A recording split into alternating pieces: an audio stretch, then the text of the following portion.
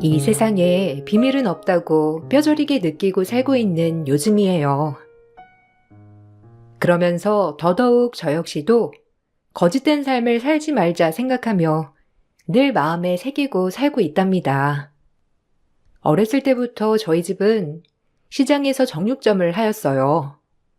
워낙 작은 동네의 시장 정육점이었기 때문에 동네 사람들이랑은 웬만하면 다 알고 지냈고 저희 엄마는 동네에서 유명 인사였어요.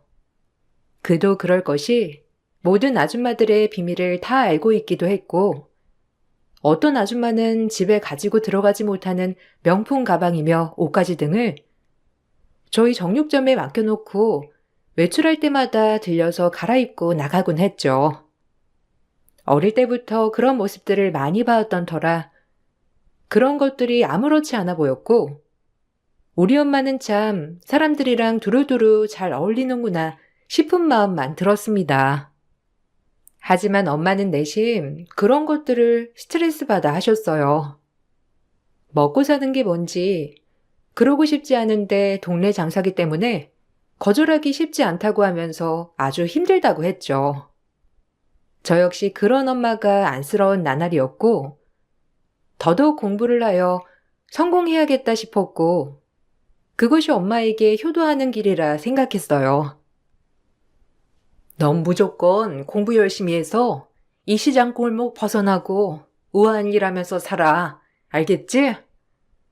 보고 자란 게 이런 것밖에 없겠지만 엄마는 네가 이런 시장 구석 왔다 갔다 하는 여자들처럼 사는 거 죽어도 싫다. 이게 엄마가 너한테 해줄 수 있는 얘기야. 알겠어요. 엄마 공부 열심히 해서 내가 꼭 엄마 호강시켜 드릴게.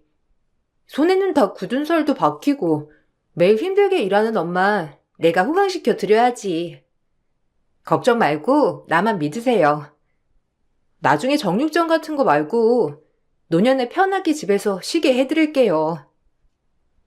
그런 거 다 필요 없어. 엄마는 너만 그냥 행복하게 살면 돼. 네 아빠 없이 너 키우면서 그거 하나 딱 하나만 바라는 거야. 악착같이 시장 아줌마들을 상대하며 일을 하는 엄마가 안쓰러웠고 엄마는 그런 저에게 꼭 이 시장 골목을 떠나 우아하게 살았으면 좋겠다고 했어요. 그렇게 엄마가 간절히 바라서 그런지 전 나름 수제소리를 들으며 공부하였고 인류대학을 가 대기업 엔지니어로 취직을 하였답니다. 그곳에서 남편을 만났고 너나 할 것 없이 한마음 한뜻으로 결혼을 약속하게 되었어요. 정말 심성이 좋은 남자라고 생각을 했지만 남편의 어머님을 보고 또 한 번 느꼈습니다. 저처럼 아빠가 없이 자란 남편이지만 시어머니 자리를 보니 홀로 얼마나 열심히 키웠는지 다 알겠더라고요. 꼭 저희 엄마가 저를 키운 것처럼 정말 대단해 보였어요. 아이고, 엄마 혼자서 널 키웠다고 들었는데 어쩜 이렇게 바르게 키웠다니. 정말 존경스러우시다. 공부하는 것도 힘들었을 텐데 대단해. 난 우리 아들이 너 같은 며느리를 꼭 데리고 오길 바랬어. 나도 딸이 있지만 정말 잘 자란 것 같다. 감사합니다. 그렇게 말씀해 주셔서. 사실 아빠도 안 계시고 엄마 혼자 절 키웠다고 마음에 안 드시면 어쩌나 했어요. 전혀. 오히려 대단하신 거지. 평생을 장사하면서 힘들게. 물론 너도 공부하느라 힘들었겠지만 정말 대단해. 나 역시 혼자서 애들 키우느라 니네 엄마 마음 모르는 것도 아니고 그저 잘 만난 거지. 우리 앞으로 잘 지내보자꾸나. 거봐, 내가 말했지? 엄마가 마음에 드실 거라고. 오늘 동생도 같이 왔으면 좋았을 텐데 동생은 결혼한 지 얼마 안 돼서 나중에 기회 되면 같이 보도록 하자. 아마 내 동생도 자기 보면 엄청 좋아할 거야. 심성이 엄청 착하거든. 우리 엄마를 닮았지. 그래. 네, 감사해요, 어머님. 저도 결혼해서 정말 잘하도록 많이 노력할게요. 아마 저희 엄마도 그걸 바라실 거니까요. 결혼을 한다고 인사를 간 예비 남편의 어머님은 참 좋으신 분이었어요. 그리고 예비 시누이는 시집을 가서 그날엔 보지 못했지만 따로 약속을 잡아서 보기로 했답니다. 그렇게 일사천리로 저희 결혼식은 준비가 되었고, 결혼식 전 남편이 시누이와 밥 한번 먹는 자리를 만든다며 식당을 예약했어요. 그 자리에서 전 처음으로 정말 착한 예비 시누이를 만나게 되었답니다. 얼굴을 보자마자 쓰여 있더라고요. 나 착해, 이렇게 말이죠. 대화 결이라든지 분위기라든지 정말 친절하고 착한 시누이였어요. 언니, 우리 집에 가족이 되는 걸 정말 환영해요. 결혼 선물을 어떤 걸로 할까 하다가 일단 환영한다는 꽃 받아주세요. 어머, 뭘 이런 걸. 아가씨 너무 고마워요. 어머님도 그렇고 아가씨도 이렇게 밝게 맞아주니까 정말 기분이 좋은데요? 에이, 당연히 밝게 맞아드려야죠. 아, 언니, 결혼 선물 혹시 뭐가 좋으세요? 오빠한테 물어봐서 전 세탁기 생각하는데. 에이, 너무 가해요. 혼수는 저희가 알아서 준비할게요. 아가씨 마음만 받을 거니까 절대 무리하게 준비하지 마세요. 전혀요. 제가 진짜 준비해주고 싶어서 그런걸요. 오빠 결혼 축하 선물이기도 하고 언니한테도 꼭 필요한 거니까 해주고 싶어요. 착한 예비 시누이는 절 격하게 반겨주었고 결혼 선물까지 해준다며 고르라고 하더라고요. 그래도 제가 해준 것도 없이 이런 걸 덥석 받는 건 아닌 것 같아 한사코 거절을 했지만 아가씨는 꼭 결혼할 때 오빠한테 좋은 선물을 해주고 싶었다며 세탁기 한 대를 구매해 주었답니다. 제 남편 역시 시누이 시집 갈 때 냉장고와 김치 냉장고를 해줬다고 하면서 당연히 해줘야 한다고 말이죠. 아무리 남편이 냉장고 세트를 해줬다 한들 그래도 세탁기를 사준 아가씨가 너무 고마워 남편과 따로 아가씨의 집에 방문할 날이었어요. 그날 저와 남편은 마음이 좋지 않은 이야기들을 들어버렸고 그 말들이 제 머릿속에서 떠나지가 않았죠.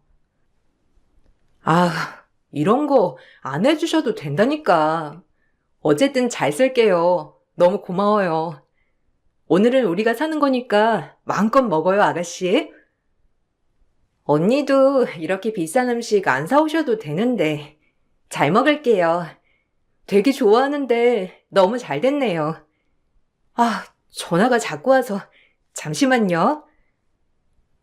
시누이는 한참 울리는 전화를 받게 되었고 그 전화기 너머의 주인공은 아가씨의 시어머니 같았어요. 목소리가 얼마나 큰지 수화기 넘어서까지 말소리가 엄청 울렸고 그 소리를 들으니 눈치도 보이면서 어쩔 줄 모르겠는 마음이 들어버렸어요.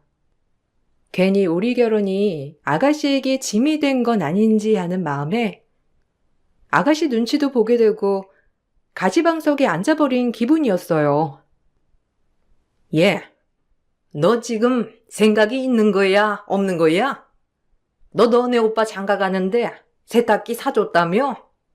지금 내 아들이 와서 얘기하는데 네가 무슨 돈이 있어서 세탁기를 사줘? 아, 돌겠네. 네 남편 밖에 나가서 얼마나 쎄빠지게 일하는데 네가 돈을 그렇게 써? 너 그 돈 벌려면 우리 아들이 환자를 몇 명이나 봐야 하는 줄 알아? 어쩜 지밖에 몰라, 인간이? 어머님, 그 돈 다 제가 모은 돈이기도 하고 저도 밖에 나가서 일하는데 제 돈 쓰는 걸로 지금 뭐라고 하시는 거예요? 맞잖아. 네 돈이 그럼 우리 아들 돈 아니라는 거니? 니네 오빠도 참 양심 없다. 지 동생한테 그런 선물 턱하니 받고 싶대. 하여간 지 엄마가 뭘 가르쳐서 보냈길래 애가 이렇게 생각이 없는 거야? 애초부터 마음에 안 들었는데 가면 갈수록 아니구나. 너 내가 이번 주말에 올라가서 따끔하게 가르쳐 놓을 테니까 그리 알아. 어디 여자가 돼가지고 돈을 함부로 써대길. 뒷구석이라고는 없이 자라가지고 돈 쓸 줄도 모르겠다 했더니 이거 웬 아주 돈을 써대는 꼴 보면 내가 기가 차서 말이 안 나와. 네, 수화기 너머로 들리는 목소리는 아가씨의 시어머니였고 한참을 저희 결혼 선물을 해준 것에 대한 분노였어요. 아가씨는 수화기 너머로 시어머니 목소리가 들리는 줄 몰랐는지 아무렇지 않게 애써 웃어 보였지만 얼굴이 조금 지쳐 보였어요. 아, 시어머니신데 주말에 반찬 해가지고 오신다네. 신경 쓰지 마세요. 일단 우리 밥이나 먹죠. 다 들었어. 네가 괜히 우리 집 세탁기 사줘서 너네 시어머니 화나신 거 아니냐? 그때 뵈니까 보통 분이 아니시던데. 에이, 아니야. 내 돈인데 뭘. 그리고 어머님 말로만 저러시지. 진짜 성격은 쿨한 분이시라 정말 신경 안 써도 돼. 언니, 미안해요. 저한테 미안할 게 뭐가 있어요. 전 정말 신경 쓰지 않으셔도 되니까 마음 놓으세요. 그나저나 선물 때문에 그런 거 같으셔서 그것 때문에 아가씨 괜히 곤란해지신 거 아니에요? 전 이게 더 걱정되는데. 진짜 괜찮으니까 아가씨 곤란하면 얘기해줘요. 아니에요. 진짜 마음 안 쓰셔도 돼요. 아, 괜히 전화는 받아가지고 좋은 날 언니랑 오빠 마음만 불편한 게 한 것 같아요. 원래 성격이 불같으셔서 그런 거니까 너무 크게 생각하지 마세요. 그리고 선물도 다 제 돈으로 하는 거니까 부담 갖지 마시고요.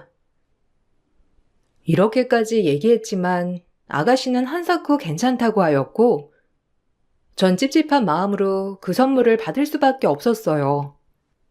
그리고 남편에게 그 시어머니란 사람에 대해서 종종 들을 수 있었는데 시누이가 결혼하기 전부터 반대가 엄청 심했다고 하더라고요. 한부모 가정의 간호사인 시누이를 반대하는 시어머니였으며 본인은 아들이 의사라서 꼭 부자 며느리를 보고 싶었다고 상견례장에서 대놓고 무시를 했다고 했어요. 그 얘기를 들으니 얼굴을 보지 않아도 인성이 어떤지 알만한 느낌이 들었어요. 내 동생 전문대학 나오고 간호사 하는데 그 집 아들은 의사잖아. 그래서 엄청 반대하다가 결국 그 집 아들이 죽겠다 뭐다 하는 바람에 허락한 결혼이거든. 이런 말 하면 그런데 아들 앞세워서 뭐 하나 잘난 것도 없는 집안인데 엄청 반대가 심했지. 아, 그렇구나. 그래도 잘 살면 됐지. 진짜 너무하시다. 그럼 지금까지 시집살이 하면서 살고 있는 거네? 아, 너무 안타깝다. 가서 뒤집어 엎고 싶었던 게 한두 번이 아니었지. 자기야 뭐 나랑 결혼할 사람이니까 이런 얘기 저런 얘기 다 하는 건데 결혼하자마자 본인 종 부리듯 하루 종일 호출해 대고 명절엔 우리 집 절대 못 오고 동생한테 해온 것도 없는 게 말대꾸나 한다며 지난번엔 뺨까지 내리쳤다는 거야. 이 말을 듣는데 솔직히 매제 만나서 똑같이 뺨 날리려다 동생이 하도 참으래서 참았어. 어머, 진짜 정신 나간 거 아니야? 세상이 어떤 세상인데 뺨을 내려쳐. 그것도 시어머니가 며느리를. 아, 내가 다 열받는다. 어렸을 때부터 착하기만 해가지고 진짜 베풀 줄만 알고 참기만 할 줄 알지. 나도 이런 거 보면 내 동생 너무 답답해. 이런 얘기 나한테나 하지 또 엄마 속상할까 봐 절대 엄마한테는 얘기 안 하거든. 자기도 모른 척해. 걔가 어디 가서 이런 얘기 하겠어? 친구들한테 해봤자 자기 얼굴에 침 뱉기고 오죽 속상하니까 나한테라도 털어놓는 거지. 하여튼 진짜 내 마음이 다 안 좋다니까. 남편한테 들으니 정말 상상을 초월하는 시집살이더라고요.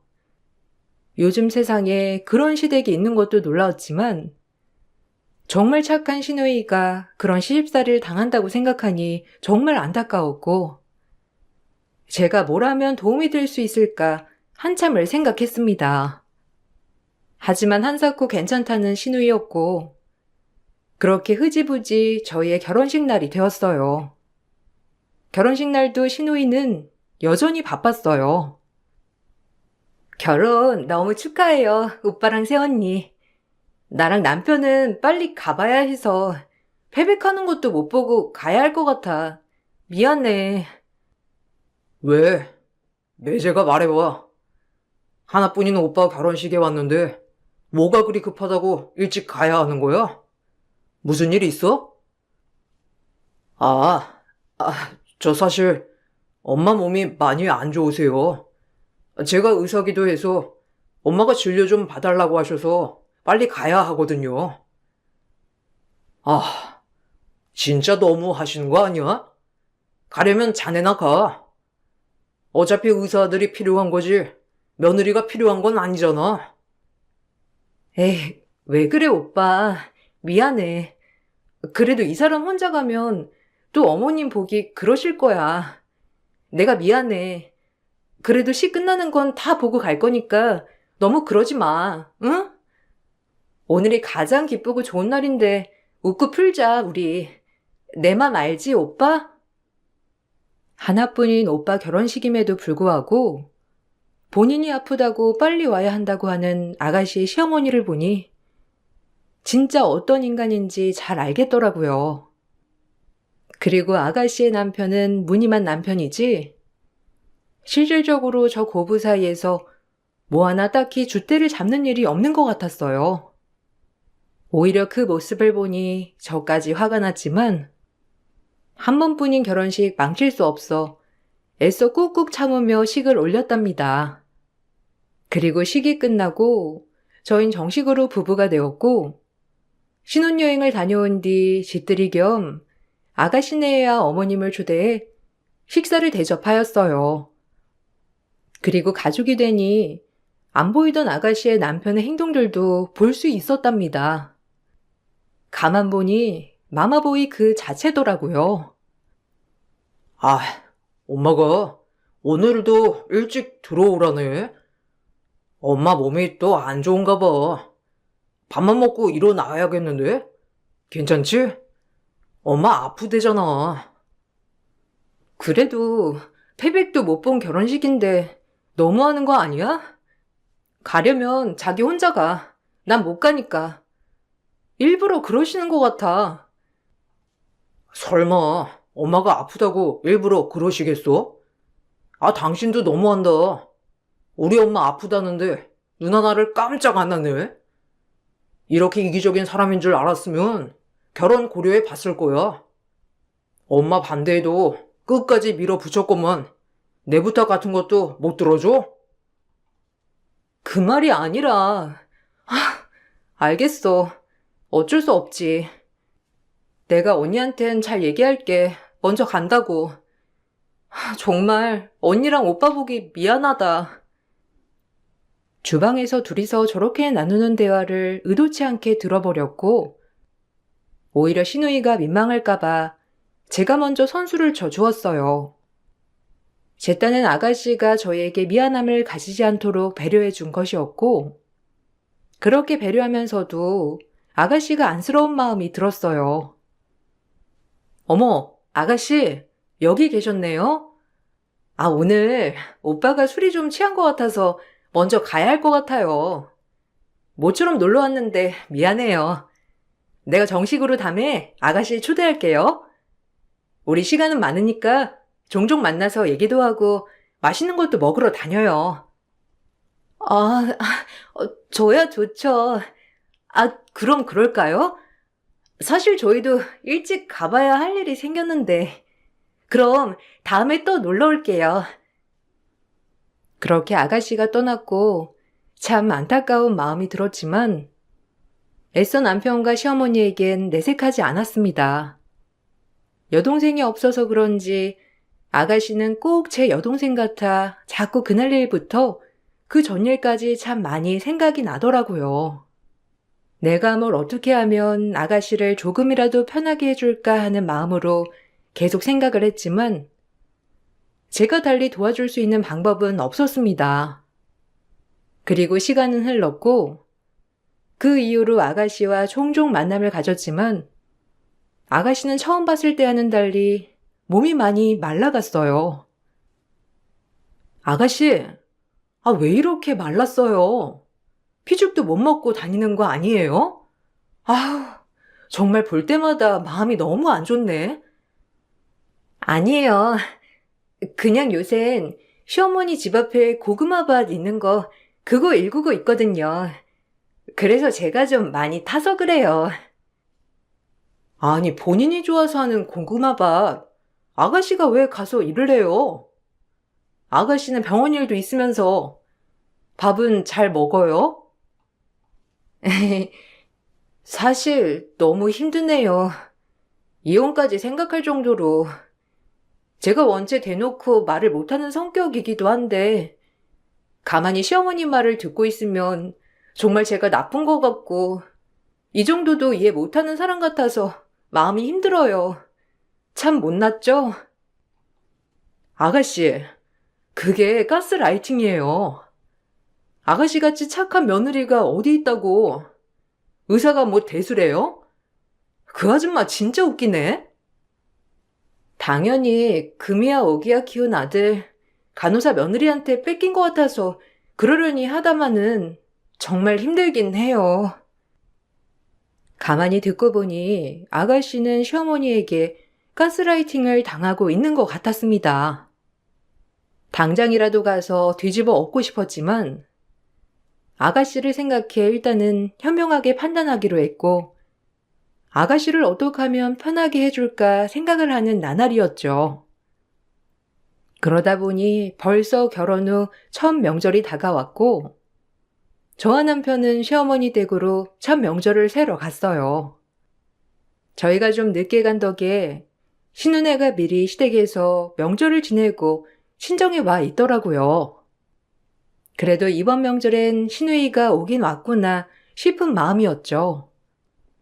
하지만 시누이가 뭐라고 하려고 하던 차에 또다시 시누이 남편 핸드폰으로 전화 소리가 울렸습니다.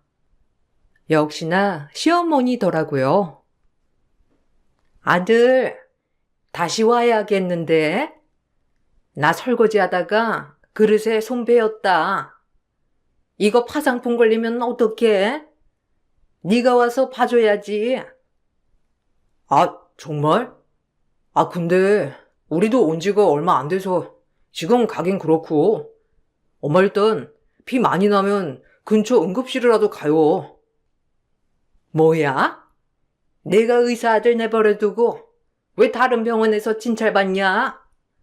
너 아주 결혼하고 변했어? 네가 이럴 수 있어? 뼈 빠지게 돈 벌어서 의사 만들었더니 지금 엄마 다쳤다니까 다른 의사한테 진료봐라 이거네? 그것이 그렇게 시키던?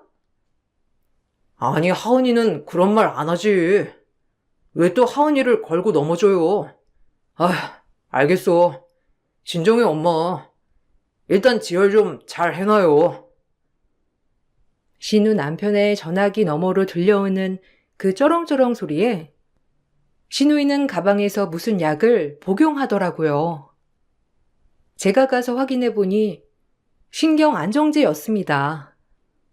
신우이는 시어머니의 노이로제에 신경 안정제까지 처방받아 먹는 지경에 이르렀더라고요. 결국 저희가 첫 명절 새러 갔더니 착한 신우가 안정제 복용하며 밥 한 술 못 두고 있었고 결국엔 저를 보고 어쩔 수 없다는 듯 얘기를 했어요. 언니, 나 시어머니 호출 와서 갈게요. 이번에도 오래 못 있네요. 미안해요. 오빠랑 엄마한테도 미안해 정말. 아가씨, 이건 좀 아닌 것 같네요. 아가씨 시어머니 제가 좀 볼 수 있을까요? 어머님 죄송해요. 근데 저 아가씨가 이러는 거 도저히 안쓰러워서 못 보겠어요. 아가씨, 시어머니 누구예요? 제가 진짜 그 잘난 얼굴 좀 같이 가서 봅시다. 아니, 엄마가 다쳤다는데 꼭 그렇게 말씀하셔야겠어요? 같이 가는 건 문제가 안 되지만 화내는 건 이해가 안 가네요. 참다 화가 난 전 아가씨를 따라 나섰고, 아가씨 남편은 제가 따라 나선 후부터 표정이 안 좋았지만 저를 말릴 순 없었어요. 발을 동동 구르는 아가씨를 앞세워 아가씨의 시댁에 도착했어요. 그리고 익숙한 동네를 지나 아가씨의 시어머니를 마주했는데 정말 세상은 좁더라고요. 고약한 아가씨의 시어머니 얼굴을 보고 전 저도 모르게 회심의 미소가 떠올랐어요. 이래서 못된 사람은 어떻게 해서든지 벌을 받는구나 싶은 마음에 웃음이 터져 나왔고, 제가 깔깔거리고 웃자 다들 놀랐어요. 어머, 여기서 뵙네요? 저 아시죠? 대명정육점 딸이잖아요, 아줌마. 익숙한 동네라 했더니 이 동네 분이셨구나. 아니, 대명정육점 딸내미가 여길 왜? 그리고 우리 며느리랑은 무슨 사이길래 지금 명절에 여길 찾아와요? 아, 형님의 와이프셔. 하은이 새언니지. 아, 혹시 저희 어머니를 아세요? 이런 우연도 있네요. 서울 분인 줄 알았는데. 학교도 서울에서 나오고 일도 서울에서 해서 고향에 오랜만에 오죠. 엄마가 가게를 접은 후로 올 일도 없었고요. 근데 아줌마 참 뻔뻔하게도 가족 유지하고 있네요. 이래서 못된 사람이 잘 산다고 하는 건가? 아들도 의사 만들고. 뭐라고? 무슨 말을 하고 싶은 거야? 하은이 따라 그냥 한번 와봤으면 얼굴 봤으니까 얼른 가요. 나도 바쁘니까. 그래도 며느라기 손님인데 그럴 수가 있나? 아유, 어서 와요. 들어와서 맛있는 것 좀 먹다가 가도 되고. 이리 들어와요. 제 얼굴 보자마자 캥기는 게 있으시나 봐요? 아니 아줌마, 명품 모시며 가방들 다 어디다 두고 그런 몸빼를 입고 계신담? 제가 본 스타일이랑 너무 달라서 못 알아보겠네요. 뻔질나게 저희 정육점에 옷이랑 가방 맡겨두고 갈아입고 다녔잖아요. 네? 저희 엄만 명품 자체가 없으세요. 워낙 힘들게 살아오셨기도 했고, 저 공부시키느라 본인 치장도 안 하셨거든요. 아들도 모르는구나. 아줌마 20여 년 전부터 바람나서 내언님들한테 선물 받은 거 다 우리 정육점에 맡겼는데 유명했어요. 이 동네 아줌마들 중 모르는 사람 없을걸? 워낙 아줌마들끼리 휘시하기도 했어서 딱 본인들만 몰랐던 거지. 오죽했으면 그때 당시 학생이었던 내가 이렇게 생생히 기억할까? 아줌마가 말 좀 해봐요. 갑자기 웬 꿀먹은 병어리 같아요? 바람이라뇨? 말 너무 막 하시는 거 아니에요? 하은이 때문에 여기까지 온 건 다 알겠는데, 없는 말 지어내시면 안 되죠. 믿지 않는 아들을 뒤로하고 전 말을 이어나갔어요. 네, 사실은 이러했죠. 저희 엄마의 정육점에 항상 물건을 맡기는 아줌마가 신우이의 시어머니였고, 그 사람은 허구한 날 카바레에 다니면서 이 남자 저 남자 만나고 다니는 아줌마였어요. 집에선 뒷바라지 잘하는 아내에 아들 공부 뒷받침해주는 엄마로 포장이 되어 있었지만, 사실은 남편이 출장만 가면 카바레에 가서 이 남자 저 남자를 만나고 다니는 이중 생활을 해왔답니다. 그리고 받은 선물들을 매번 우리 정육점에다 맡기면서 저 남자 이 남자 만난 얘기를 늘 저희 엄마와 동네 아줌마들한테 주책맞게 떠들어댔던 거예요. 한 번은 저희 엄마가 이제 그만 좀 하라며 얘기를 하자 동네방네 정육점에 상한고기 판다고 가지 말라고 떠들어댄 적도 있던 아주 무서운 아줌마였어요. 전 그 얘기를 늘 듣고 자라왔던 거고요. 제 말이 끝나자 신우의 시어머니는 사색이 되며 거짓말 치지 말라고 절규를 하였지만 신우이의 시아버진 이미 안색이 변해 시어머니를 내쫓으려 했어요. 그도 그럴 것이 몇십 년을 속고 살아왔다는 게 얼마나 큰 배신감이었겠어요. 네, 이럴 줄 알았어. 항상 이상했지. 밤만 되면 전화도 안 받고 매번 그때 우리 집에 찾아왔던 남자도 가바레에서 만난 남자지. 나한테 그렇게 아니라고 딱 잡아떼더니 역시 증거들이 하나둘 나오는구먼. 기가 막혀. 그동안 내조자라는 마누라인 척 연기하는 게 얼마나 힘들었을까? 아주나 출장 가기만을 바랬을 거 아니야? 진짜 지겹다. 두 얼굴이야, 완전. 아니 여보. 다 지난 과거야. 그리고 지금은 내가 나이가 몇인데 그러겠어.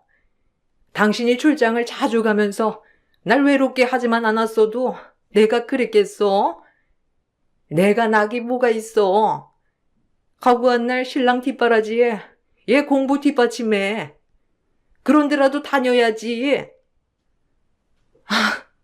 저보고 근본 없다고 늘 그렇게 핀잔을 주셨으면서 어머닌 진짜 천박스럽네요. 그런 어머님이 저를 나무랄 수나 있겠어요? 양심이 있으셔야지. 진짜 어이가 없네. 당신 엄마란 사람 평생을 외도로 얼룩진 인생을 살아온 사람이네. 와, 나 진짜 충격이네. 우리 엄마는 정말 고고하고 멋있는 사람인 줄 알았는데 뒤에서 그런 짓거리를 하고 있었다니. 자식 복이 창피하지도 않아? 어떻게 인생을 그러고 살아? 내가 돈을 안 갖다 준 것도 아닌데 참나 허망하다, 허망해. 결국 제 한마디로 그 집은 파탄이 났어요. 신우의 시아버지 또한 시어머니가 늘 이상했던 점들이 있었던 터라 알고 보니 벼르고 있었더라고요. 한 놈만 걸려라 하는 심정으로 늘 살아왔는데 제 폭로로 인해 기정사실이 된 순간 시아버진 시어머니에게 이혼을 통보했습니다. 그리고 신우의 남편은 불결하다며 시어머니한테 처음으로 막말을 쏟아내기 시작했어요. 소송으로 가야지. 내가 그동안 당신한테 속은 세월만 생각하면 아주 진절머리가 나. 아무렇지 않은 척 정말 더럽다. 엄마, 다신 안 봐 진짜. 평생 아버지랑 나 기만하면서 남자들이랑 낄낄거릴 땐 좋았겠지. 이젠 끝이야 정말.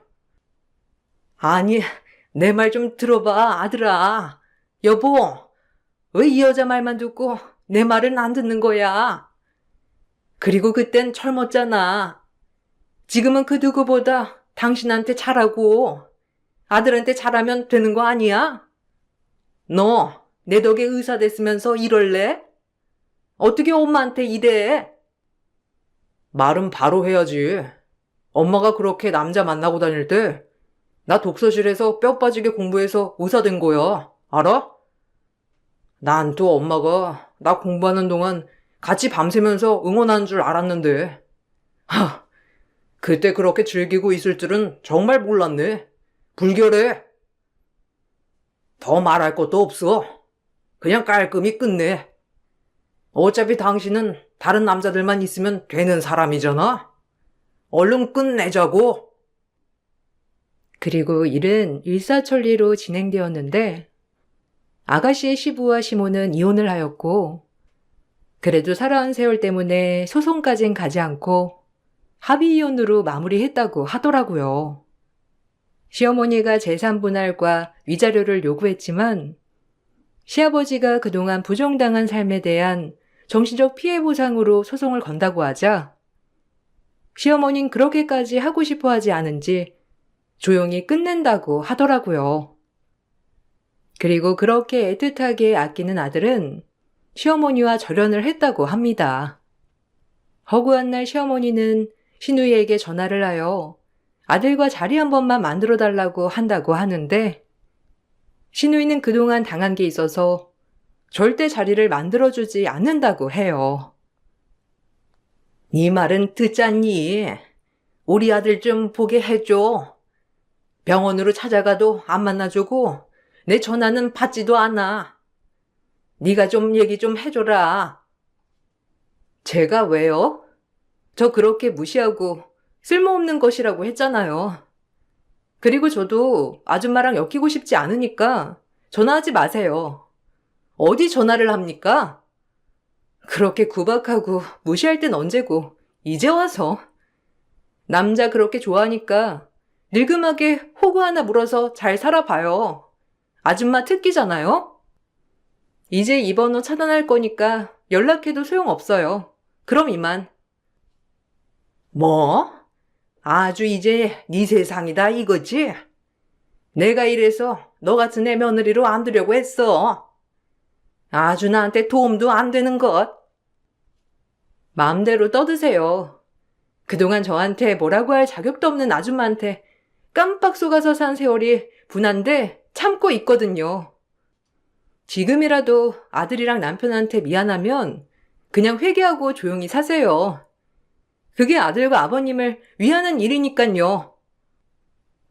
그 전화를 끝으로 신우이는 그렇게 본인을 미워하던 시어머니와의 인연을 끊었다고 해요. 그리고 그때 신우이의 남편에게 상처받은 마음들도 있어서 사실 온전히 회복되기란 쉽지 않았지만 시어머니가 안 계시니 또 신우이 남편은 연애 때처럼 신우이에게 다정하게 잘 대해준다고 합니다. 시어머니 때문에 안정제까지 복용하던 신우이는 완전 얼굴도 달라지고 밝아졌어요. 그리고 시아버지도 꽤나 충격을 받으셨다곤 하지만 늘 마음속으로 시어머니를 의심하고 살아왔던 터라 오히려 지금이 더 마음이 편하다고 하더라고요. 얼마나 그동안 증거를 잡으려 애를 썼을까 하는 마음이 들었고 이제야 바로 잡은 것 같아 다행이었죠. 언니, 너무 고마워요. 언니 아니었음 아무것도 모르고 지금도 시집살이 당하고 살았겠죠? 그날 언니의 말 한마디 덕분에 지금 제가 이렇게 편해졌어요. 뭐라고 감사해야 할지. 참 언니한텐 신세만 지는 것 같아서 정말 미안하고 고마울 따름이에요. 에이, 뭐가요. 전 있는 그대로 전달해주기만 한 건데요. 본인 인생 그렇게 살아온 그 사람이 잘못한 거죠, 뭐. 아가씨가 지금 행복해져서 너무 다행이에요. 우리 지금처럼 그냥 잘 지내면서 서로 안 좋은 일, 좋은 일 교류하며 털고 지내요. 네, 언니, 고마워요. 오빠의 와이프 제 새언니가 아니라 친언니라고 생각하고 살 거예요, 정말. 감사합니다. 신우이와는 지금도 잘 지내고 있습니다. 요새는 둘이 아이 낳은 시기도 비슷하여 공동육아도 하고 있어요. 아직도 둘이서 아가씨의 시어머니 이야기를 종종 하는데 정말 평생을 외도만 저지르고 살던 사람이라 너무 신기한 것 같고 어떻게 남편과 자식을 기만하고 살아왔는지도 대단하다고 얘기한답니다. 이 일을 계기로 신우이는 표정도 밝아지고 정말 늘 웃으며 지내고 있는데 그 모습을 보는 저도 행복합니다. 남편과 시어머니 또한 이 일을 계기로 본인의 동생과 딸이 행복해졌다는 사실에 늘 저에게 고맙다고 한답니다. 이 사건을 계기로 정말 세상엔 비밀이 없다고 느껴요. 그리고 떳떳하게 살아야겠다고 느끼는 나날입니다. 날씨가 추워지면서 이 에피소드가 생각이 나더라고요. 딱 이맘때 이야기거든요. 여러분들도 재미있게 들어주셨길 바라면서 이만 글을 마칠게요. 감사합니다. 안녕하세요. 30년의 결혼 생활을 마무리하고 있는 50대입니다. 결혼을 하고 나서 이런저런 우여곡절이 많았지만 그 어떤 것보다 요즘 정말 많은 생각을 하게 되는 것 같네요. 결혼이라는 것에 대해서 회의감도 들면서 저와 비슷한 생각을 가지고 계시는 분들도 있으실까 싶어 이렇게 글을 작성하게 되었습니다. 저는 남편과 선을 보고 결혼을 하게 되었습니다. 남편은 중견기업 평범한 회사원이었고 홀어머니의 맏이었습니다. 결혼을 하려고 여러 번 선을 보았지만 마음에 드는 사람을 만나지 못하였는데 저를 만나고서 결혼을 결심했다고 하였죠. 저 역시 집안에서 빨리 결혼을 하라며 재촉을 하면서 남편과 선을 보고 바로 결혼을 하게 되었습니다. 결혼 생활에 대해서 크게 기대를 한 것은 아니었지만 신혼 때부터 고된 시집살이가 시작되었습니다. 줄줄이 남편 밑으로 있는 동생들의 빨래까지 모두 맡아가면서 살림을 해야 했죠. 예, 너는 친정에서 배운 게 뭐가 있니? 아무것도 안 가르치고 이렇게 시집만 덜렁 보낸 거야? 정말 양심도 없지. 어머님, 왜 그러세요? 너는 빨래를 구분해야지. 그냥 막 놓고 빨래를 하면 빨래가 되니? 거기다가 손빨래 해야 하는 것들은 손빨래를 다 해야지. 그냥 세탁기에 돌려버리면 어떻게 하자는 거야? 빨래 구분도 할 줄 모르고 살림하는 애가 어디 있니? 빨리 네 시동생들한테 미안하다고 사과해. 애들이 옷이 엉망이 되었다면서 난리잖니. 형수님, 빨리 좀 제대로 좀 하세요. 빨래물이 다 빠져서 이렇게 다 염색돼 버렸잖아요. 아니, 눈이 있으면 흰빨래, 색깔빨래 구분해서 넣어야 되는 거 아셔야 하는 거 아니에요? 어머, 도련님, 죄송해요. 구분한다고 했는데 이게 다 구분이 안 되었나 봐요. 죄송하다면 이게 원래대로 되돌아와요? 아니, 빨래를 할 줄 모르면 엄마한테라도 물어봐야지. 이게 뭐예요? 그래, 너는 물어볼 줄도 모르냐? 입이 있으면 뭐하니? 밥 처먹는 데만 사용하는데 입이 있으면 물어보면서 일을 해야지. 시댁에서 함께 생활을 하면서 처음 집안 살림을 해보았던 저는 우여곡절이 많았습니다. 고되고 힘든 날들이 계속되었지만 저는 자식들을 보면서 참았어요. 자식들은 알아서 착하게 잘 자랐습니다. 학원 하나 다니지 않고서도 좋은 대학을 나와 좋은 곳으로 취업을 했죠. 내 평생의 자랑은 자식들이었어요. 남편은 평생 자식에게는 관심이 없었습니다. 아니, 저와 아이들에게만 관심이 없었을 뿐, 가정을 제외하고 나머지 일은 누구보다 열정적인 사람이었어요. 당신, 이번에 중기 고등학교 진학하는 거 알죠? 이제 대학도 준비해야 하고 그러는데 학원을 하나 보내보면 어떨까 싶어서요. 학원은 무슨 학원? 엄마가 된 게 아이들이 스스로 공부하는 것도 안 알려줬어? 그거 다 땅바닥에 돈 버리는 일이야.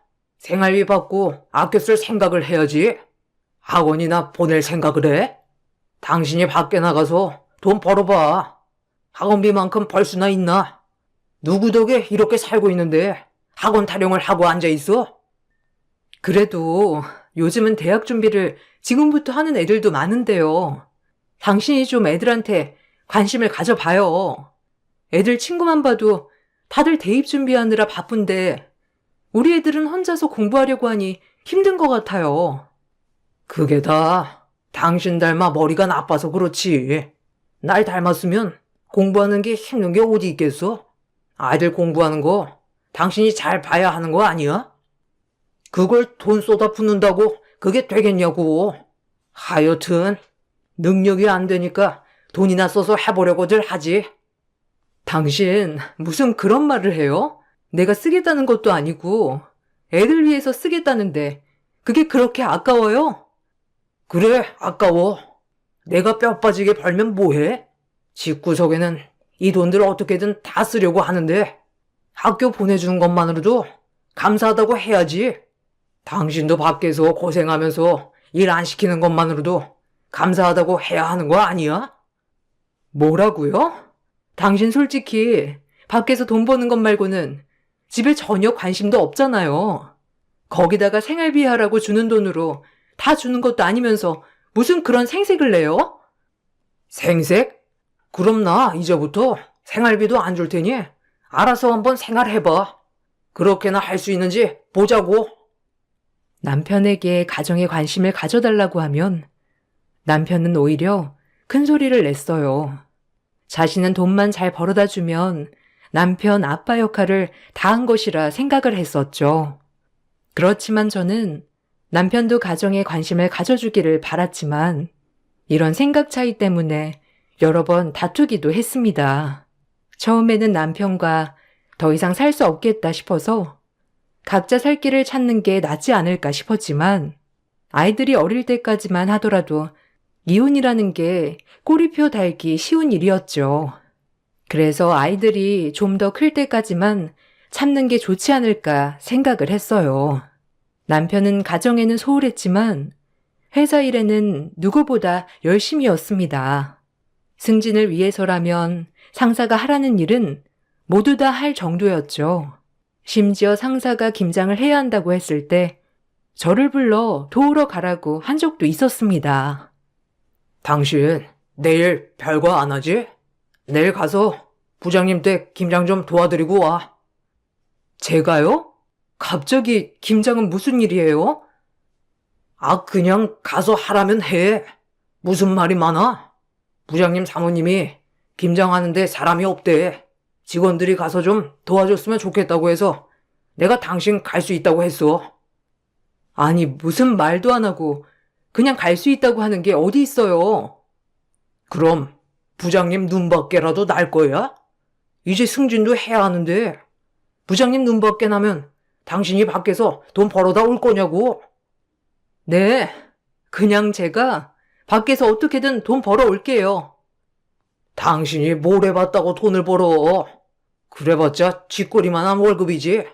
됐고, 내일 당신 간다고 했으니 가서 김장 돕고 와. 안 가면 생활비는커녕 이 집에서도 다 내쫓을 줄 알라고. 남편은 상사의 김장날에도 제가 가서 도와주길 원했습니다.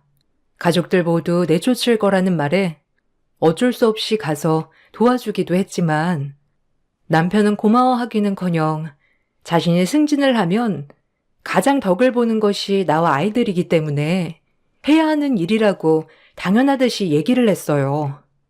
남편뿐만 아니라 시댁도 만만치 않았습니다. 시댁 식구들과 함께 살다 분가를 한 후에도 시댁 식구들은 남편만 보고 살았어요. 다들 변변치 않은 살림이었기 때문에 어려울 때마다 항상 연락이 왔었죠. 당신, 이번 달은 생활비가 좀 적게 들어왔어요. 아, 그거? 이번 달에 동생이 급한 일이 있다면서 잠깐 빌려달라고 해서 줬어. 네? 아니, 갑자기 이렇게 생활비에서 뺏어주면 어떻게 해요? 우리도 생활하는데 필요한 금액들 다 생각하고 쓰는 건데. 뭐? 이거 당신이 벌어서 쓰는 거야? 내 돈 내가 알아서 쓰겠다는데 뭔 말이 그렇게 많아? 주면 주는 대로 감사합니다 하고 쓰면 되지. 아무리 그래도 이렇게 생활비를 줄여버리면 어떻게 하냐고요. 말이라도 미리 해줄 수 있는 거 아니에요? 억울하면 당신이 나가서 나만큼 벌어서 와. 그러면 내가 당신 하는 말 들어라도 줄 테니까.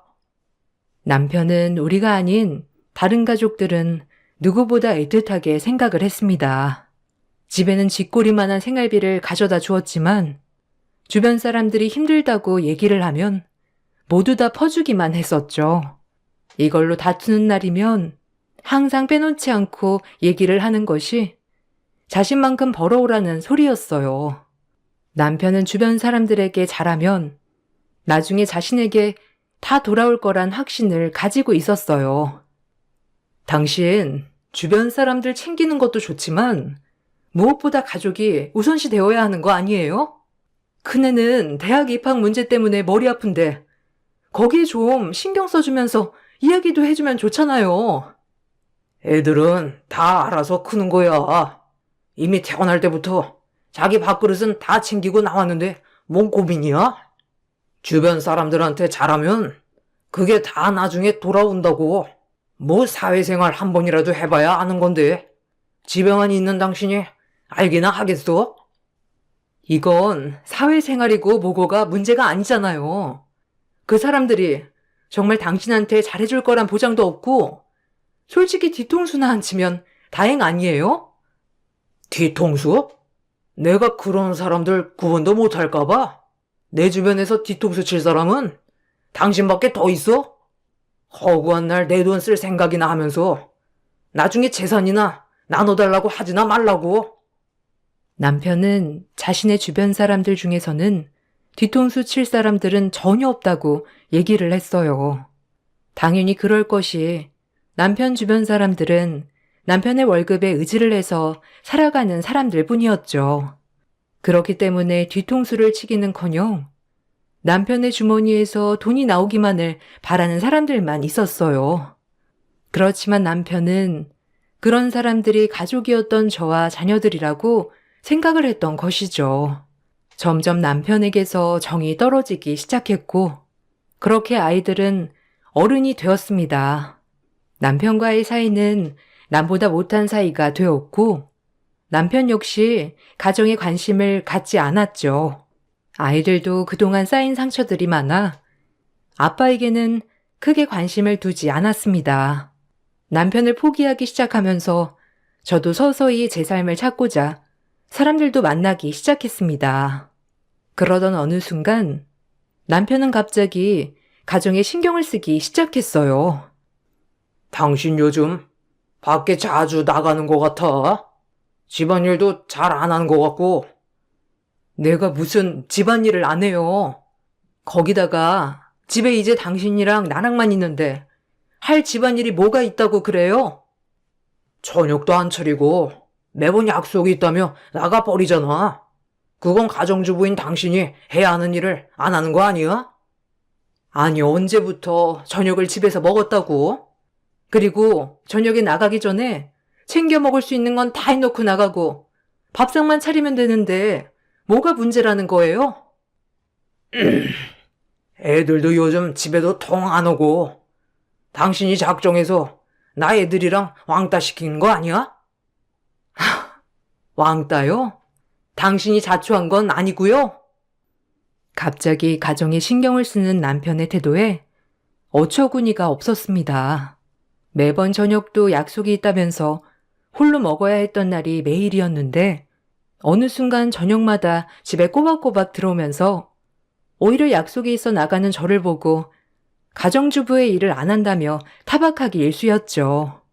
아이들이 아빠가 필요한 시기에는 전혀 신경을 쓰지 않았다가 갑자기 가정에 신경을 쓰는 것이 어이없었지만 내가 잘 챙기지 못하는 부분이 하나라도 생기면 계속해서 지적을 하기 시작했습니다. 그러던 중 남편의 태도가 갑자기 바뀐 이유를 알게 되었죠. 우연히 남편 회사 직장 동료를 만나게 되면서 알게 되었어요. 안녕하세요. 고 부장님 아내분 되시죠? 저 부장님 직속 부하 직원입니다. 그때 한번 회사에서 뵀었는데. 아, 안녕하세요. 오랜만이네요. 아, 요즘 고 부장님 바쁘시죠? 아마 승진하면서 이것저것 챙겨야 할 게 많다 보니 많이 바쁘신 것 같더라고요. 그래도 회사에서 대우도 많이 좋아졌고, 고 부장님, 아니, 고 이사님, 점점 편해지실 겁니다. 네? 고이사요? 아직 이사님이 말씀 안 하셨나 보네요. 서프라이즈로 이야기하실 모양인데, 제가 먼저 말씀드렸나 봅니다. 이사님께는 비밀로 해주세요. 아, 네, 그럴게요. 알고 봤더니 남편은 승진을 하면서 고위관리직까지 가게 되었다는 것이었습니다. 저는 이 사실을 전혀 모르고 있었죠. 그동안 남편이 저에게 속였던 것이 많을 것이라 생각이 들었던 저는 그동안 절대 들어가지 말라던 남편의 서재에 들어가게 되었습니다. 남편은 항상 서재에 들어가서 몇 시간을 있다가 나오곤 했죠. 거기다가 서재를 나오고 나서는 열쇠로 잠가버려서 청소를 할 때도 한 번도 들어가지 못했어요. 저는 그곳이 판도라의 상자라는 걸 알고 있었습니다. 그간 외면해 오던 현실을 이제는 마주할 때가 되었다고 생각을 했죠. 남편이 열쇠를 두었던 곳을 알고 있었기 때문에 이번에는 들어가 확인을 해보아야 할 것 같다고 생각이 들었습니다. 서재에 들어가 보니 깜짝 놀랄 만한 자료들이 많이 있었어요.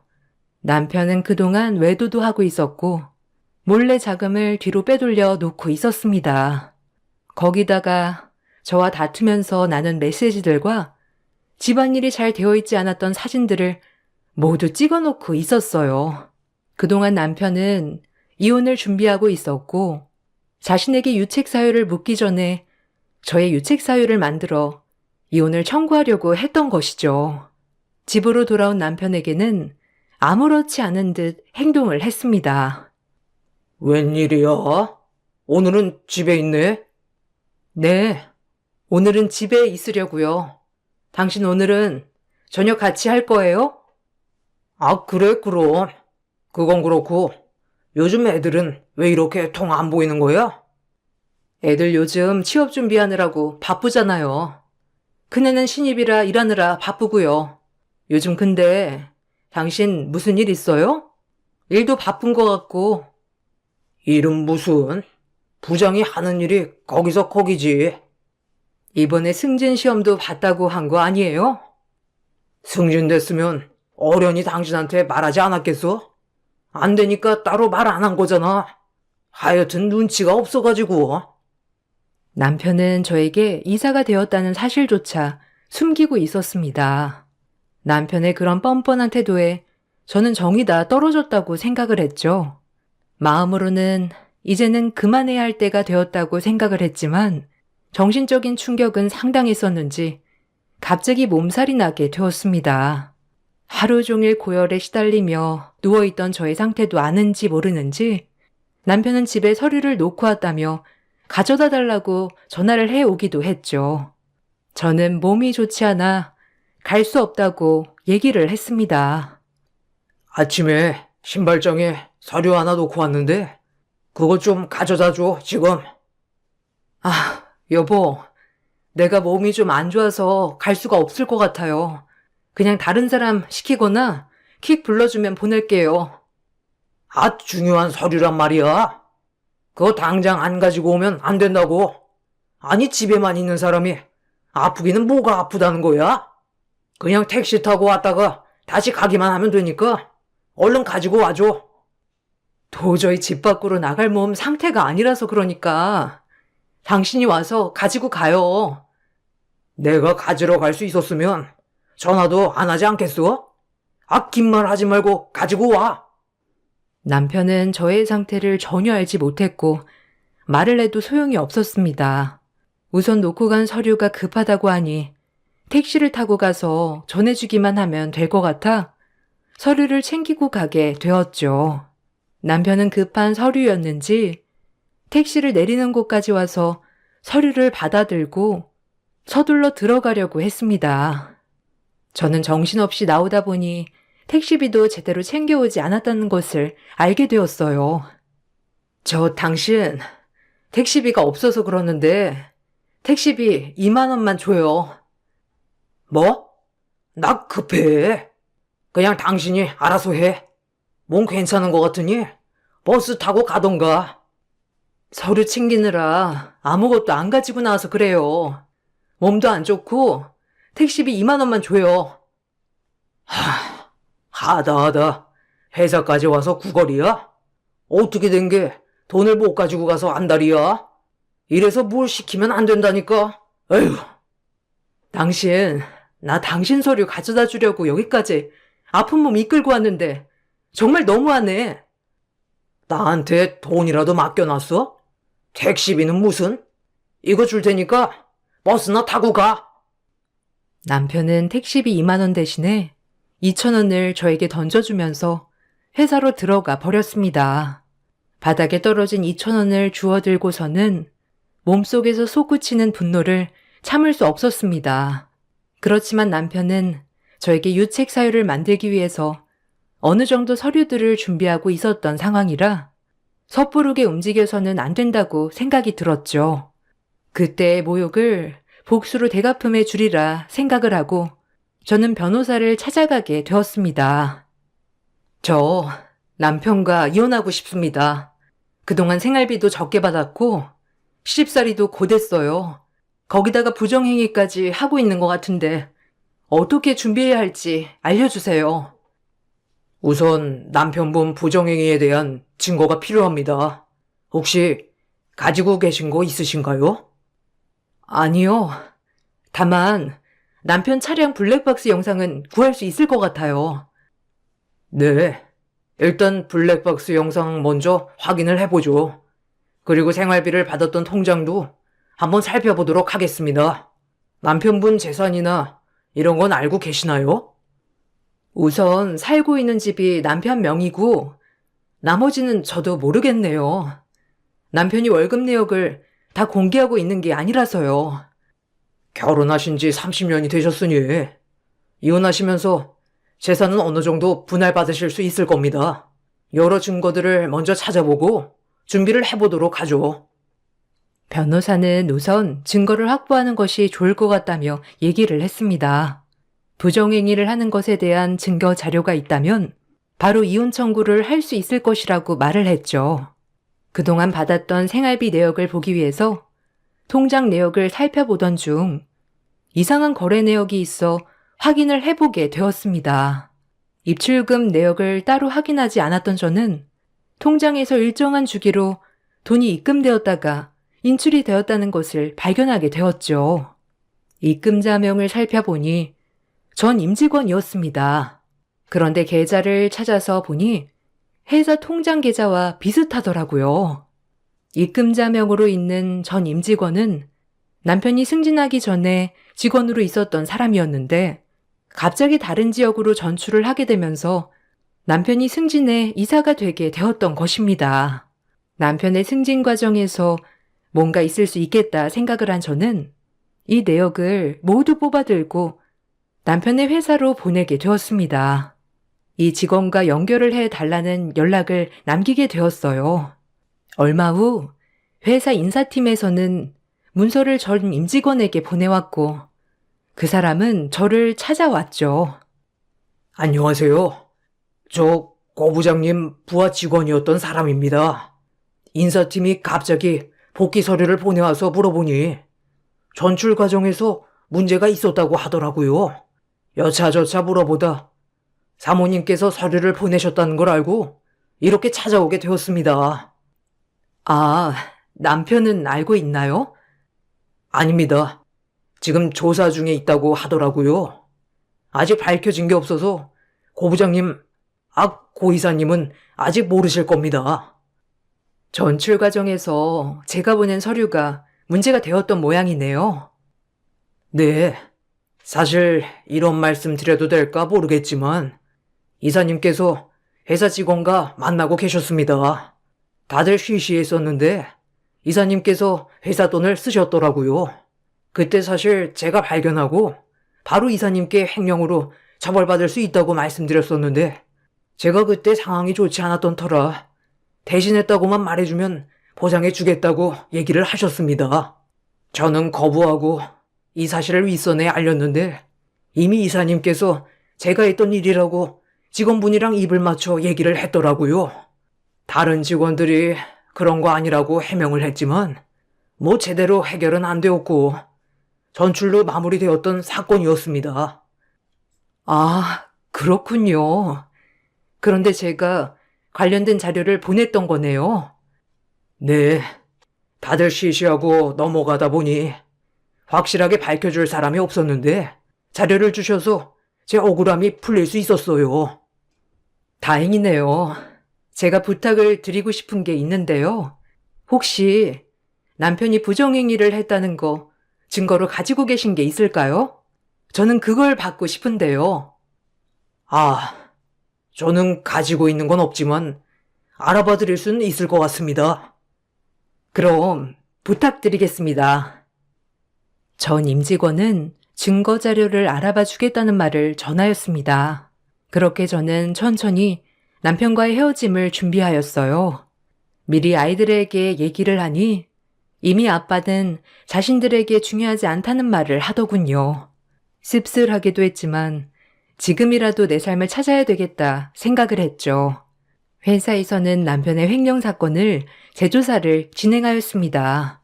그와 동시에 저는 남편에게 이혼을 청구하였죠. 남편은 제가 이혼 청구를 했다는 사실에 크게 분노하였어요. 당신 지금 뭐 하자는 거야? 요즘 안 그래도 회사에서도 힘든데 당신까지 이렇게 스트레스를 줘야 되겠어? 스트레스?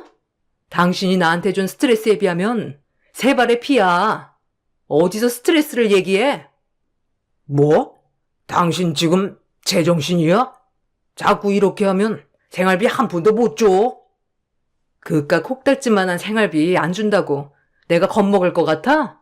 당신 외도하는 거 다 알고 있어. 그래서 뭐 어쩌라고? 이미 우리 사이에 애정이라는 게 있었나? 겨우 부모라는 명목하에 살고 있었는데 그게 유책 사유가 될 거라 생각해? 당신이 준비한 만큼 나도 준비했어. 이거 왜 이래? 소송하면 어차피 진흙탕 싸움이야. 힘 빼지 말고 소송 취하해. 내가 왜? 변호사는 내가 질 확률이 없다는데? 당신이랑 이참에 이혼하고 나 새로운 삶 찾을 거야. 할 줄 아는 것도 없는 사람이 무슨 새로운 삶이라는 거야? 그냥 얌전히 내 와이프란 이름만 달고 살면 생활비 주겠다잖아. 코딱지만한 생활비 너나 가져. 어디서 뻔뻔하게 생활비를 노네? 생활비는 됐고 위자료나 준비해. 뭐? 위자료? 당신 진짜 돌았어? 그래, 돌았다. 당신 위자료랑 상간녀 위자료랑 같이 받으면 꽤 쏠쏠하겠네. 거기다가 몰래 재산 빼돌렸던 것도 나누면 쏠쏠할 거고. 몸 아파 택시비 달란 나한테 2,000원 날렸지? 난 2천만 원 위자료 청구서 날릴 테니까 잘 받아. 남편은 뻔뻔하게도 이혼 청구를 취하하라며 협박을 해왔습니다. 지금 주고 있는 생활비도 주지 않겠다면서 얘기를 했지만 사실 남편의 말에 그깟 생활비 몇 푼이나 한다고 저렇게 유세인가 싶었네요. 나이는 있지만 지금이라도 열심히 산다면 내 앞길 먹고 사는 데에는 크게 문제 없겠다는 생각이 들었어요. 남편의 차량 블랙박스를 증거로 부정행위에 대한 입증을 시작했습니다.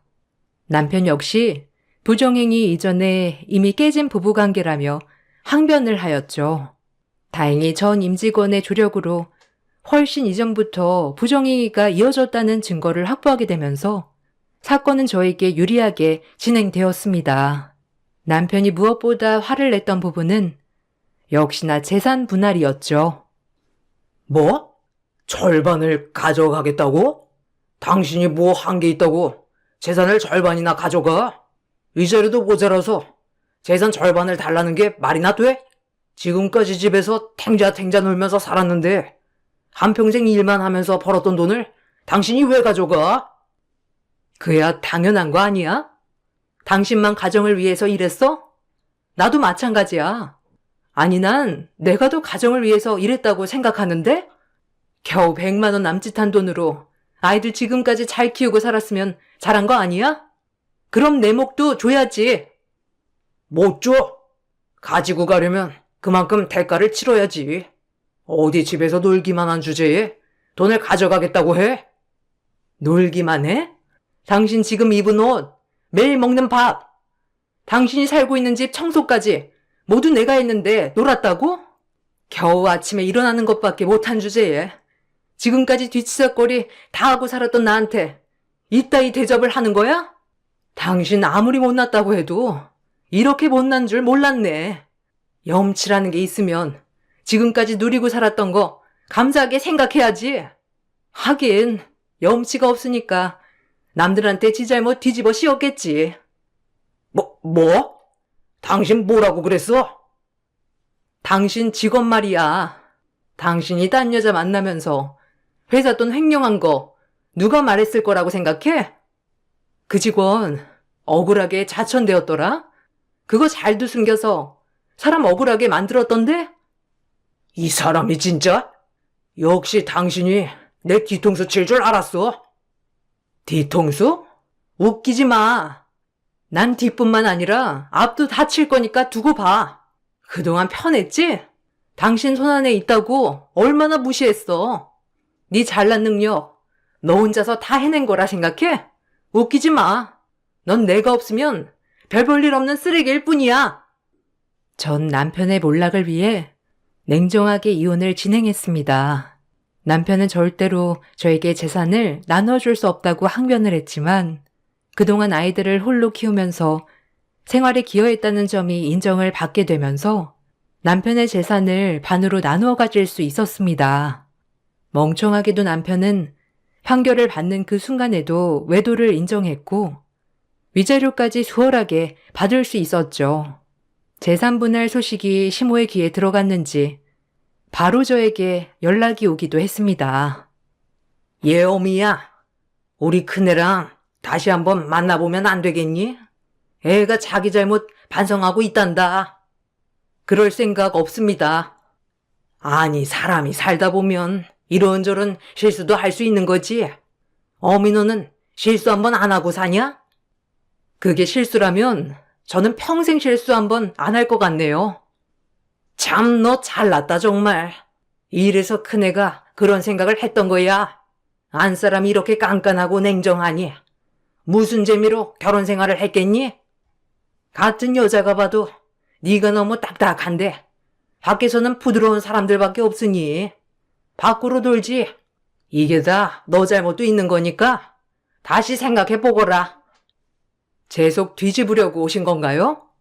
아니면 남아있는 재산이라도 있을까 싶어 오신 건가요? 예, 너 무슨 말을 그렇게 하니? 막말로 그 재산 네가 번 것도 아닌데 다시 돌려줘야 하는 거 아니냐? 역시나 하나도 달라진 건 없네요. 그렇죠? 재산 반은 제가 가져갔지만 반은 남편이 가져갔습니다. 그거 이미 다 쓰신 거예요? 저는 아직도 하나도 안 쓰고 고이 남겨두고 있는데 이미 다 쓴 거라면 그쪽 상황이 거지 같다고는 생각 안 하시나 보네요. 분할한 재산은 남편이 번 게 아니고 같이 만든 재산입니다. 그리고 그 중에서 제 몫을 받은 거고요. 그게 어떻게 네 몫이야? 돈 한 푼 안 벌어본 네가 어떻게 네 몫이 있을 수가 있어? 남편 멍청한 게 누굴 닮았나 했는데 찾았네요, 어머님. 결정은 제가 하는 게 아니고 법원에서 했고요. 몫을 따지고 싶으시걸랑 법원에 정식으로 항의하시고 한번 따져보세요. 누구 말이 맞나? 그리고 이런 일로 연락하지 마세요. 이제는 남남이니까요, 아주머니. 재산도 줄어들었는데 심지어 횡령 사건이 드러나게 되면서 남편은 회사 이사직도 사임하게 되었습니다. 그와 동시에 남편과 만나고 있던 상간녀도 떨어져 나가게 되었죠. 변변치 않은 상황에 시댁 식구들은 남편이 이혼하고 회사를 그만두고 난 후에도 경제적으로 의존을 했고 남편의 쓸데없는 호의는 계속되었나 보더라고요. 그렇게 몇 달이 흐르고 남편은 꾀재재한 몰골로 저를 찾아왔습니다.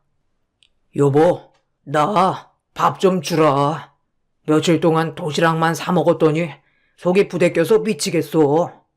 당신이 해준 된장찌개 생각이 나서 염치 불구하고 왔어. 제발 밥 조금만 먹게 해줘. 진짜 멍청해도 이렇게 멍청할 수가. 된장찌개 하나 못해? 지금까지 뭐하고 살았어? 나이 50 먹고 밥도 하나 혼자서 못 차려 먹는 거야? 여보, 내가 잘못했어. 회사도 그만두게 되고 이리저리 알아보곤 있는데 일 구하기가 쉽지 않더라고. 다 내가 잘못했으니 용서해줘. 우리 집 다 망해서 재산들도 다 처분했어. 나 이제 갈 곳도 없고 가지고 있는 것도 없어. 왜? 일 안 하고 집에 있는 게 놀고 먹는 거라며. 나가서 자기만큼 벌어오라며. 어쩌지? 나 지금 일하러 가야 되거든. 된장찌개 먹고 싶거든. 그쪽이 만나던 상간녀한테나 가서 해달라고 해. 어디서 밥 타령이야? 그럼 밥 좀 사 먹게. 2만 원만 빌려줘. 2만 원? 2만 원이나 쓰려고? 당신 수준에는 2천 원짜리가 딱이야.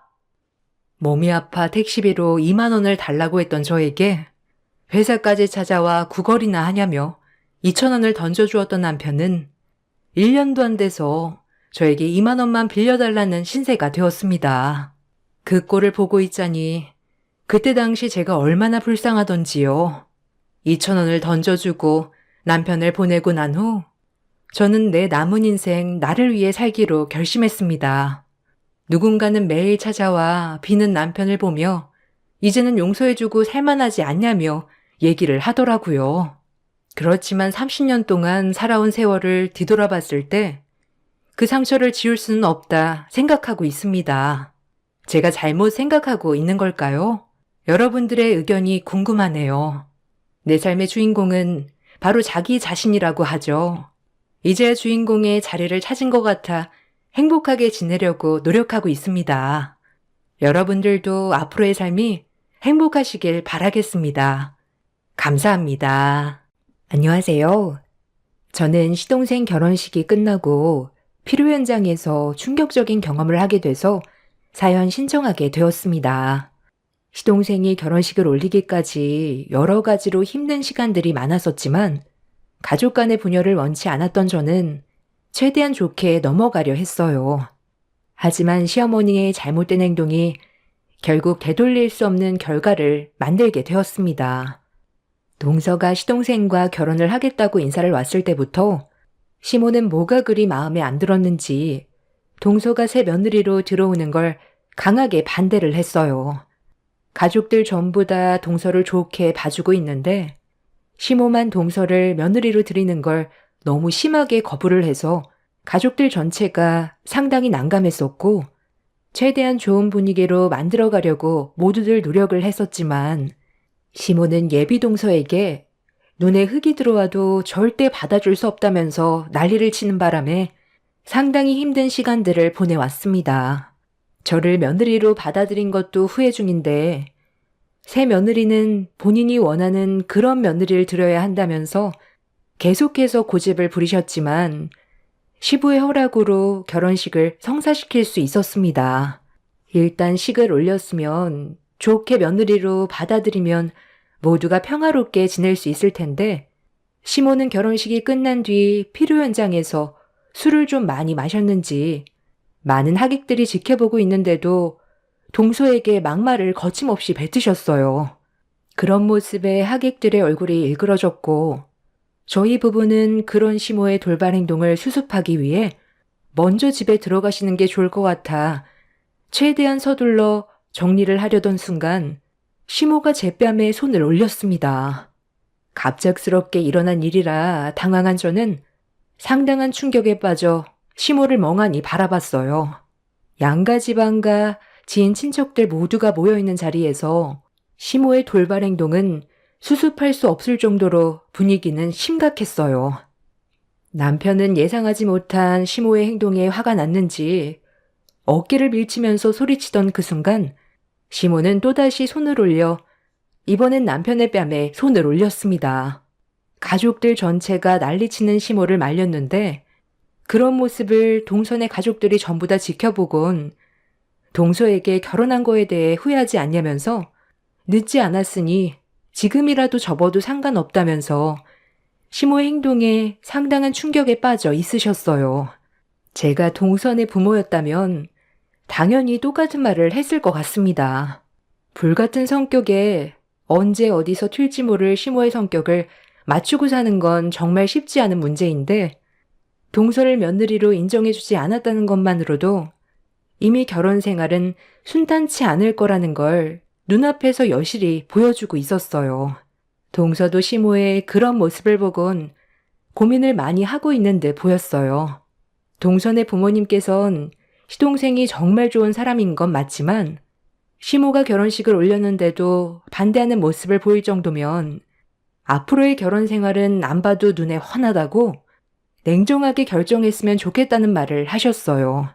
시동생은 동선의 부모님이 동서한테 하신 말들을 옆에서 듣고 있다가 서둘러 상황을 정리하려고 시모를 말렸지만 시동생 또한 예외 없이 뺨을 맞게 되자 시부는 자리를 박차고 일어나 시모를 바닥으로 패대기 쳤어요.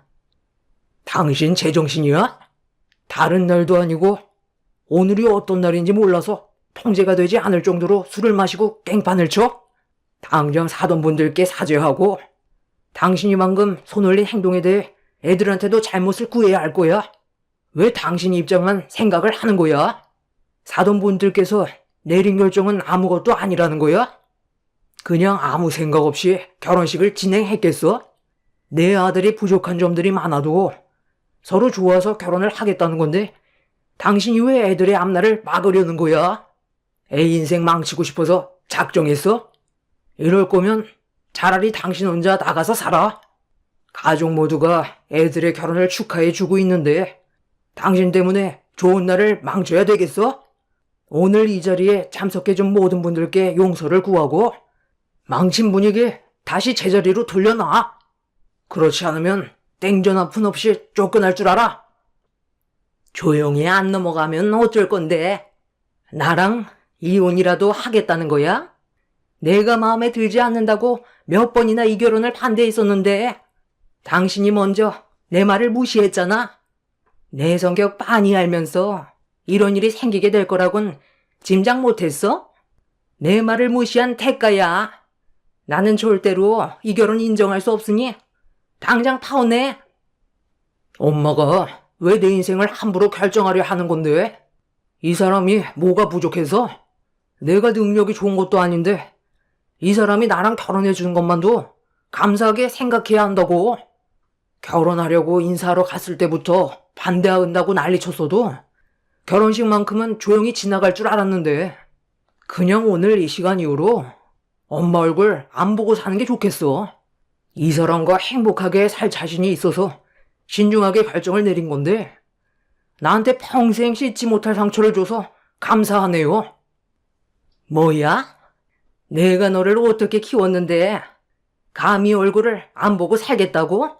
저딴 계집애 때문에 엄마를 버리겠다는 거야? 너를 어떻게 키웠는데 엄마를 버릴 수 있어? 나 같아도 도련님과 같은 결정을 내렸을 것 같아요. 오늘은 평생 기억에 남을 중요한 결혼식이었어요. 많은 사람들의 축복을 받으면서 잘 진행이 되어가고 있는 결혼식을 망쳐놨는데 어머님 얼굴이 보고 싶겠어요? 어느 누가 어머님 성격을 맞추고 살아가요? 그리고 하다 저한테까지 손을 올려요? 나는 뭐 당신 얼굴 못 건들 것 같아? 당신도 한번 당해봐. 당신 고발할 거고 법적으로 소송 진행할 거니 그런 줄 알아? 저는 흥분한 나머지 시모를 밀치며 멱살을 잡았어요. 시모 때문에 양가 집안에 심각한 문제가 생기게 되자 시부는 이런 사태를 최대한 빨리 수습하기 위해 시모를 조금의 망설임도 없이 피로 현장에서 내쫓아 버렸어요. 그렇게 어수선했던 상황들이 겨우 정리가 되고 시부는 동선의 가족분들께 진심으로 용서를 구한 뒤 최대한 좋게 마무리를 지으려 했는데 피로 현장에서 쫓겨난 시모가 다시 들어왔습니다. 시부가 힘들게 정리를 했는데 시모가 이번에도 또다시 분위기를 망치게 된다면 돌이킬 수 없이 파혼으로 이어지게 되는 건 당연한 거였기 때문에 남편이 시모를 가로막았어요. 그런데 그 순간 남편 쪽 친척 한 분이 가까이 다가오더니 충격적인 말을 꺼냈습니다. 좀 전까지만 해도 보관해 두고 있었던 축의금이 사라졌다며 아무리 살펴봐도 보이지가 않는다고 난감해하고 있었어요. 남편은 그 말을 듣자마자 침착하게 친척분과 대화를 나눴는데 사라진 금액이 180만 원 정도라는 말을 들을 수 있었습니다. 시모 때문에 어수선한 분위기 속에서 축의금까지 없어졌다는 말을 듣게 되자 남편도 화가 머리끝까지 올라와 버린 것 같았어요. 그동안 함께 살아오면서 얼굴이 붉어질 정도로 화가 올라온 남편의 모습은 그때 처음 봐서 무슨 일이 꼭 터질 것만 같은 불안함에 남편을 진정시키려고 옆에서 말을 붙였어요.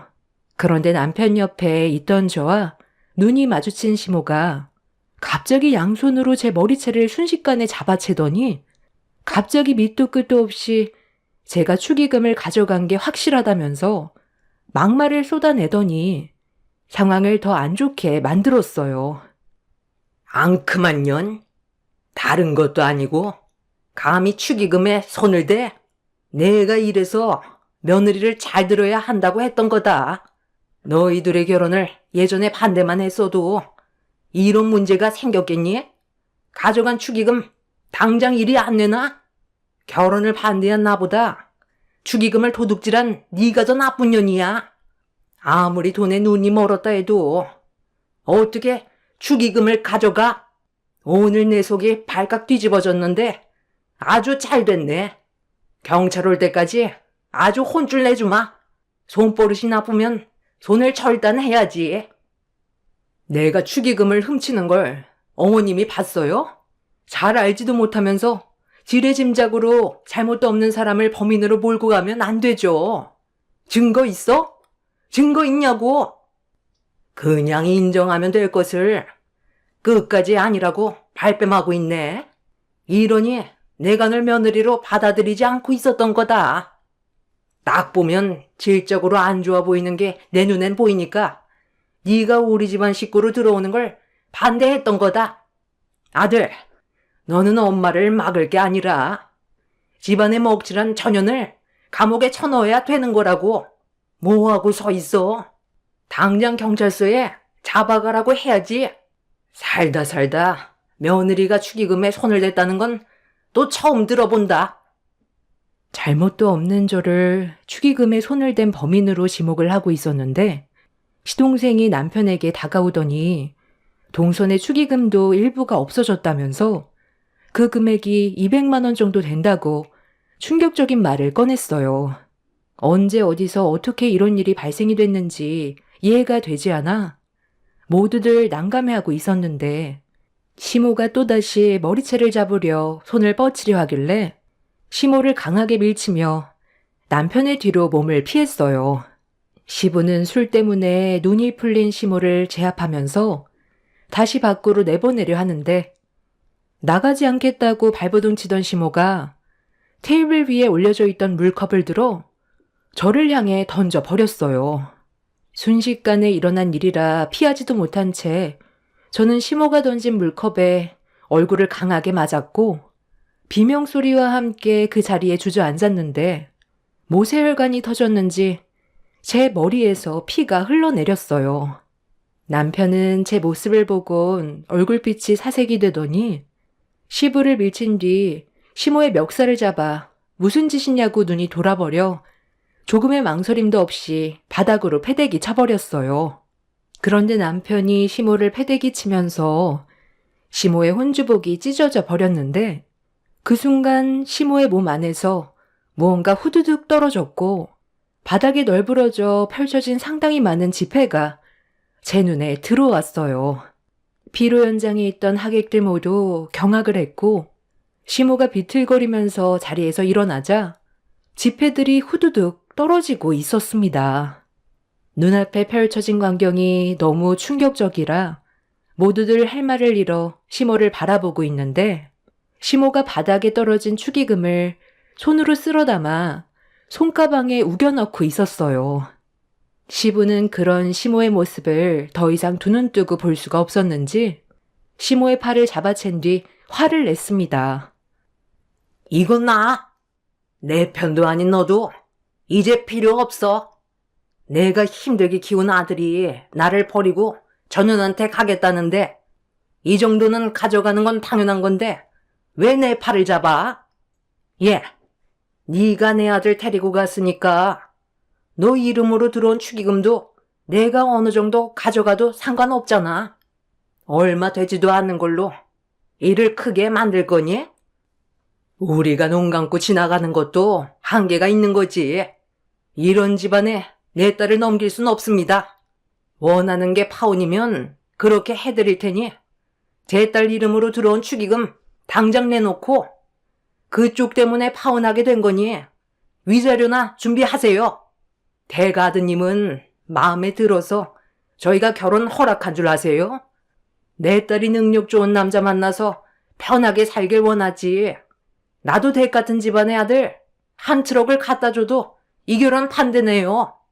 이런 집안에서 결혼 생활하게 하는 것보단 서둘러 파혼하는 게 내 딸의 인생을 구하는 길이겠네요. 자네는 더 이상 내 딸에게 미련 두지 말게.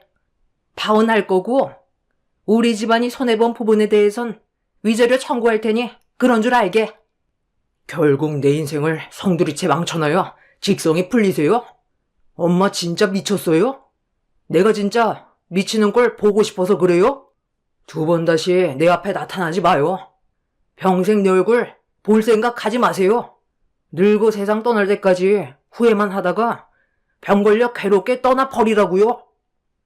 나도 그동안 당신 성격 맞추면서 사는 거 정말 힘들었는데 이제 더는 안 되겠어. 나는 몰라도 자식들 인생 망치는 꼴은 더는 못 보지. 여기까지 하는 게 맞는 것 같네. 나도 당신 용서 못하니까 짐 챙겨서 나가. 나도 당신이랑 이혼하고 사는 게 속 편하겠어. 저도 마찬가지예요.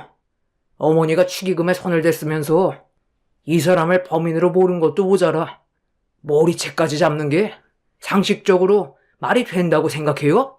어머니가 이런 식으로 행동을 해도 저희가 이해해 줄 거라고 생각했어요? 낳아주고 길러주기만 한다고? 부모가 아니에요. 다른 것도 아니고 동생 결혼식 날 이 난리를 치는 사람은 어머니밖에 없을 겁니다. 어디 한번 평생 외롭게 살아보세요. 땅을 치고 눈물을 쏟아내도 저는 절대로 받아주지 않을 겁니다. 내가 뭘 어쨌길래? 너희들이 내 말을 무시했으니까 이런 일이 생긴 거잖아. 나는 투명 인간이냐? 너희 아버지가 결혼 허락하면 끝인 거야? 내 기준에 마음에 들지 않는다고 분명 얘기했는데도 너희들은 내 말을 듣지도 않은 채 결혼을 강행했잖아.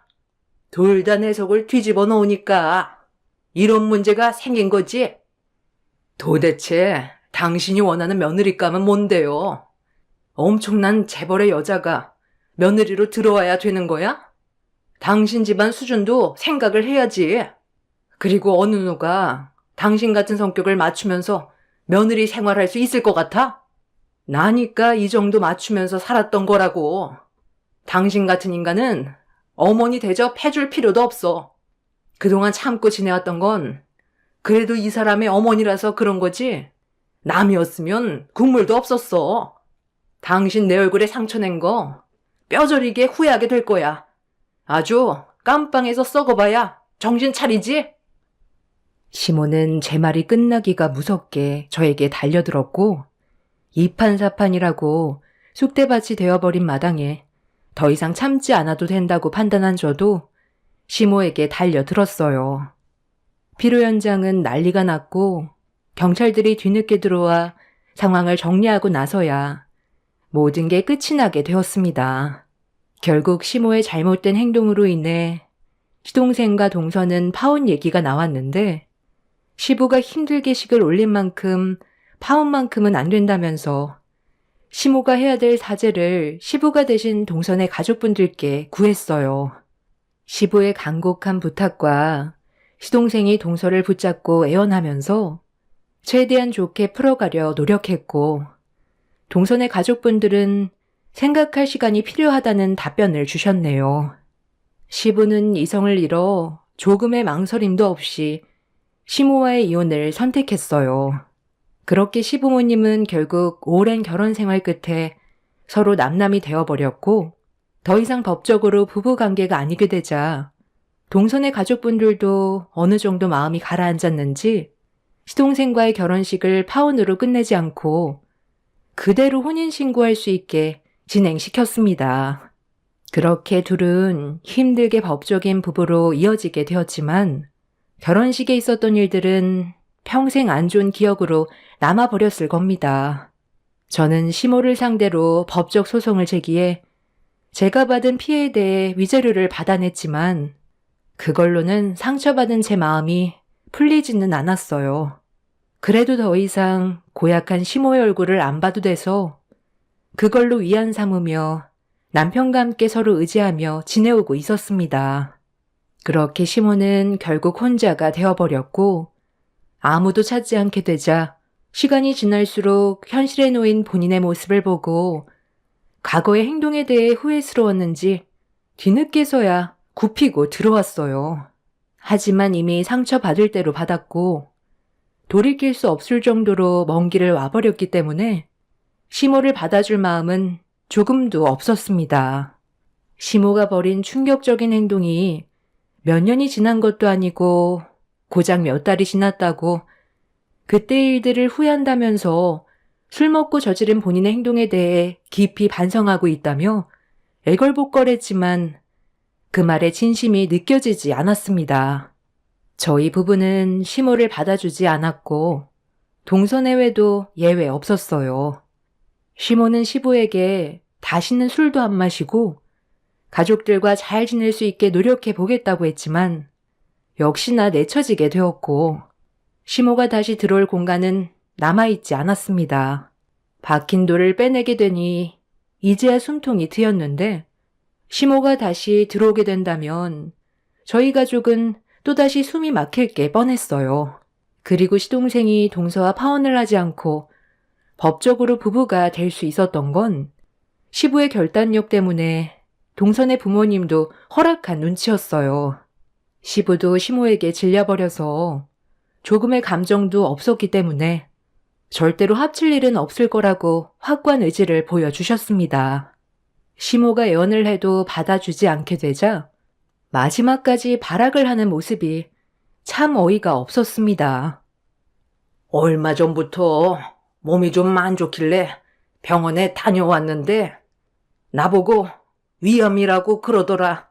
소화가 좀 안 돼서 요 근래 스트레스 받는 일이 많다 보니까 대수롭지 않게 넘겼는데 갑자기 위암이라고 하니까 내가 얼마나 놀랬겠니?